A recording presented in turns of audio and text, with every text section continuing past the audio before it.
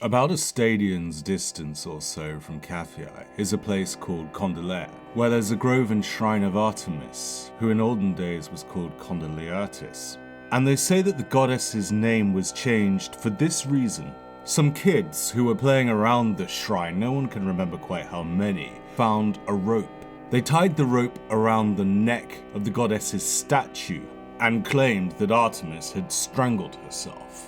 When the people of Kaphyae learned what the children had done, they stoned them to death. But after they had committed such acts, a sickness befell their womenfolk. They entered labor early and then miscarried. Then Pythia proclaimed that the people must bury the children and offer sacrifices to them every year, for they had been killed unjustly. And so still today, the folks of Kaphyae do such things in accordance with the oracle, and they call the goddess of Condylea the Hanged One, for they say that they were enjoined to do so by the oracle. Welcome to Ancient Classics. That account of the rites of Artemis Apanchomene, hanged or strangled Artemis, comes from Book 8 of Pausanias' description of Greece, which was written in the 2nd century AD. Kaphyae, the place near which the account is set, is in central Arcadia, that landlocked section of the Peloponnese. Pausanias purports to be describing a then-current ritual, although he gives no indication of when the events that were said to have given rise to the ritual actually took place. So far as I'm aware, the only other ancient evidence for the ritual or its origin story comes from Pausanias' near-contemporary Titus Flavius Clement, or Clement of Alexandria as he is known to his friends. Clement refers to a now-lost passage in Callimachus' Aetia. According to Clement, the Arcadians supplicate Artemis, who is called the Hanged One, as Callimachus says in the Aetia.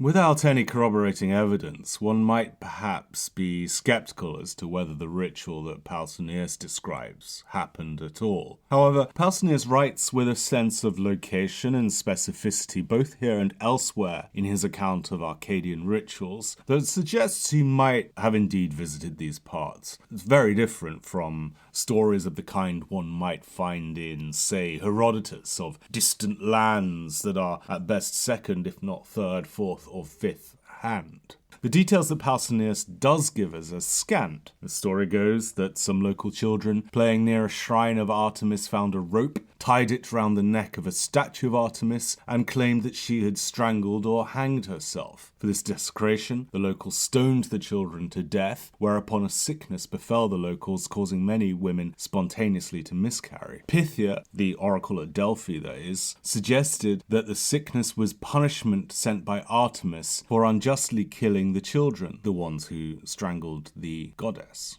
and that folks must therefore properly bury the children and sacrifice to them every year in perpetuity. It seems to be more than implied that the goddess Artemis had wanted to be strangled or hanged, not only because the children were killed unjustly, so we're told, but because it is suggested that the oracle expressly instructed the people to rename the local manifestation of Artemis Apanchomene, the strangled or hanged one. Pausanias implies that a ritual was thus performed every year thereafter, to his present time indeed. The details of that actual ritual are left unclear. It seems to have involved the making of sacrifices to the children, Artemis's original executioners, and most modern commentators seem to take it for granted that an image of Artemis was hanged, probably from a tree, each year, although Pausanias does not say as much, nor even does he say that the children had hanged the goddess first time round, only that they had put a rope around her neck. He says nothing about any periodic re-hanging, referring only to periodic sacrifices to the children and the attribution of the cultic title, Apanchomene. Indeed, that term, Apanchomene, can refer to any kind of strangulation, not necessarily by hanging. Yet, just about everybody seems to take it for granted that Artemis was and continued to be hanged. A neat illustration, perhaps, of how one must not take anything you read or hear on some shitty YouTube for granted. But perhaps I should not be such a pedant. One way or another, the ritual, or at least its origin story, represents the killing by enacted asphyxiation, at least once, if not periodically. Of course, there is nothing especially unusual about the ritualistic slaying of a god or of a god's representative on earth. Similar rituals and stories are found in many religions and cultures, most notably, of course, the Crucifixion. Even so, scant though Pausanias' account is, it strikes me as having several unusual features, especially when one contrasts it to accounts of the Crucifixion. The first is the sense that, according to the ritual's origins at least, it seems almost as if Artemis desired her own execution, and that the children were blameless, almost unwitting participants in the original act of strangulation. Then, not only does Artemis punish the village people for executing the children without just cause, but demands that they must offer sacrifices to the children. The sense is that Artemis willed her original execution and demanded that the children be thanked, even worshipped in perpetuity for their role as her holy executioners or executors of her will. Compare this to the Crucifixion. Although Christ ultimately accepts and consents to the necessity of his fate, his very human apprehension and fear is acknowledged. And then, as he died upon the cross, Christ had to ask his Father to forgive his executioners. And it is almost as if he had to persuade the Lord that they were not truly cognizant of their acts. Ode Jesus selegen, Pater, aphes autois oiga oidasin typoiusin. And Jesus said, Father, forgive them, for they did not know what they are doing. The children that hanged Artemis, conversely, required no forgiveness for that act. Rather, it was the parents and the following generations that had to pay penance for their slaying of the children. So, okay, it's all very dark and creepy. But what does the rite of hanged or strangled Artemis actually mean, and where does it come from? Who the hell knows? Other than the vague description of the ritual and its purported backstory, neither Pausanias nor any other extant ancient source purported to explain any deeper meaning behind the ritual, nor even what the locals of the time claimed it represented. That, of course, hasn't stopped more recent scholars from trying to explain their own interpretations of the ritual or its origins. J.G. Frazer, you can take it for granted, bundled the tale up with loads of other ancient accounts of enacted deicides in his Golden Bough. I consulted the relevant chapter, but all Frazer does is recount what we already know from Pausanias as part of the long catalogues of other ritual hangings and sacrifices, including a tale, incidentally, that by some accounts Helen of Sparta / Troy was hanged at Rhodes. But none of this is too enlightening. The more sensible explanations that I've read about the ritual are little more than common sense, if banal, hypotheses which sound eminently plausible, though unprovable, and a little bit uninteresting. So Johnston, for example, posits that there might have been a long-standing cult centering around the veneration of some kids, a fairly common phenomenon, prompting the folks to come up with a backstory, an idea. And we know how everybody loved a good ideological tale, right? So they fused the kid worship ritual with an unconnected story, perhaps one of those apparently quite common tales about a young woman hanging herself, which event is followed by some kind of disaster, prompting the retrospective canonization or deification of the young woman, who eventually becomes associated with a more famous heroine or goddess, in this particular case Artemis, in others Helen or some such. Or the ritual is likened by the likes of Bough to a variant of one or many rituals supposedly involving hanging images of vegetation gods from trees, allegedly. And yet again, this all presupposes that Artemis Apanchomene was actually hanged from a tree each year. And as I've just said, neither Pausanias nor anyone else, as far as I can see from ancient times, says that a statue of the goddess was at any point actually hanged. But what about kind of deeper psychological or anthropological meanings or whatever? Well, in the vaguest of terms, the ritual and the story seems to have something to do with death and fertility. No shit that's so obvious it barely needs stating. But can one really be any more specific than that? It feels to me that fertility and death ritual is about as specific as one can get without disappearing up one's backside, but that certainly hasn't stopped people from trying, and some of the theories are quite fun, so yeah.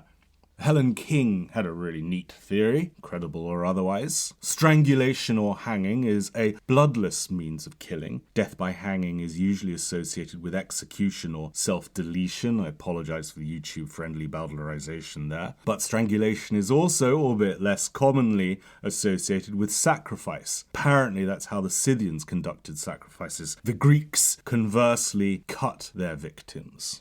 And blood is associated, of course, also with menstruation, and also, another word that will get me banned from YouTube, shall we just call it non-consensual sex. Hanging can, therefore, ritualistically and mythologically be viewed as a means of avoidance, either of sexual attacks, or the avoidance or forestallment of sexual maturity. Hence we come to a connection between Artemis the virgin goddess and Artemis the hanged goddess, hanged, bloodless, virginal. In contrast to the role of a fertile, mature woman, for, as King puts it, becoming a gyne, a mature woman, involves a series of bleedings, each of which must take place at the proper time. Alternatively, or additionally, and this is a point made by Susan Cole, the idea of hanging or strangulation is a blockage of one aperture, and so could be likened or associated with the blockage of another aperture, i.e. the interruption or failure to commence of menstruation of some such. From here, King and Cole both cite a treatise from the Hippocratic corpus, Peri Parthenion, about maidens. It's pretty messed up and totally politically incorrect, so I'll quote it at length so I can blame it on Hippocrates and not take personal responsibility. Hippocrates, or rather pseudo-Hippocrates, is writing about a kind of mental illness. He calls it the sacred disease, hierinoussos. It makes its sufferers go crazy, tortured by all kinds of visions,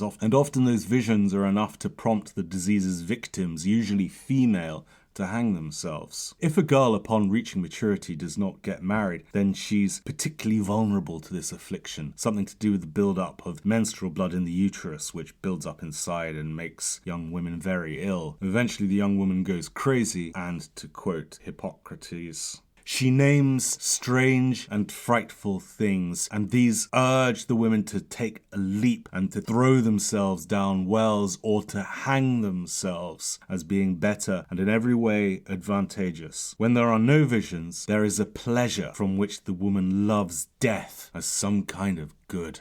But as pseudo-Hippocrates explains, there is a cure and many young women recover. When there is a return to the senses, women dedicate many things to Artemis, including the most costly of cloaks of the female sort, being deceived by the bidding of seers. Release from this disease comes when nothing prevents the discharge of blood. I urge young women suffering from a condition of this kind to cohabit with men as soon as they can, for if they become pregnant, they recover. So, according to King, Pausanias' story reflects Artemis as both the goddess who sheds no blood and the goddess who makes others bleed. The Kaphyaean Gnaikes, by women, only accept the second aspect by denying that Artemis is strangled, i.e. rejecting the children's claim that Artemis had strangled herself and thus stoning the children for sacrilege against the goddess. They claim Artemis as a gyne, or a mature woman, like themselves. The children instead recognize the first aspect, i.e. the Artemis who does not bleed but hangs. The references to strangulation in the Hippocratean Peri Parthenion shows Parthenoi, maidens, clinging to the first, i.e. the bloodless virginal notion of Artemis, when it is time for them to accept the second. In dedicating garments to Artemis, they finally acknowledge their role in initiating the transition which takes them further towards being full Gnaikes, i.e. mature women. Okay, well, all this anthropological stuff, like so many other things, is a little bit above my modest intellect to fathom, so yeah, I'll just take it as it is, and you can make of it what you will too. All I can say is Pausanias says nothing of sorts, but hey. What I can say, though, is that I find Pausanias' account of the children finding a random noose, putting it round Artemis' neck, and telling everyone else that the goddess wanted it, and then their subsequent murder, all in some obscure, remote, central part of landlocked Arcadia. I just find it all as creepy as fuck, Deliverance style. And Arcadia, indeed, the backwards, landlocked, remote land with all its creepy rituals, fucked up myths, fascinates me. And that Arcadia has become presented since, I guess, Renaissance times as some kind of cute, twee, chocolate box picture land is totally at odds with the darkness that we find in the ancient sources. Perhaps Virgil is to blame by setting his 10th eclogue, which I covered in the last video, in Arcadia. Now Virgil's 10th eclogue has its dark, despondent overtones, but successive generations of lesser poets and artists seem to have latched onto, then amplified, a certain tweeness that was only hinted at in Virgil, and we seem to be stuck with it culturally today. Well, not quite stuck with it, because in future videos I'm sure to highlight the more dark and creepy tales from Arcadia. But until then, like and subscribe and ring that notification bell, and we'll be back soon.